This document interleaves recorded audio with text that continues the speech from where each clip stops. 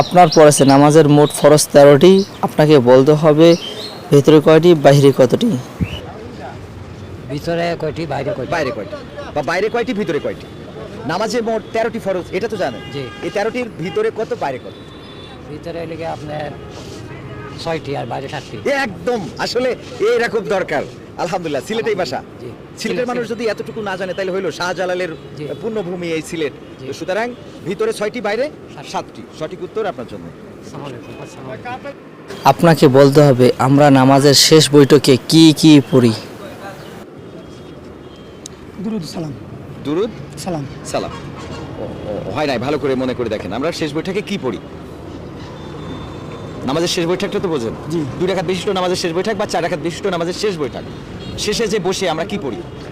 নামাজ দোয়া পড়ি। নামাজের দোয়া কি দোয়া? সূরা আলাক পড়ি আলহামদুলিল্লাহ। আলহামদুলিল্লাহ। আলহামদুলিল্লাহ। আর সূরা সূরা কুরফাল্লাহ সূরা। এটা বসে পড়ি আমরা। জি। যখন সিজদা থেকে উঠে বসে আমরা এটা পড়ি। আসলে হয় নাই। আমরা নামাজের শেষ বৈঠকে যা পড়ি সেটা বলবো, তার আগে আপনার বলতে হবে আপনি আত্তাহিয়াতুটা পারেন? পারি। বলেন।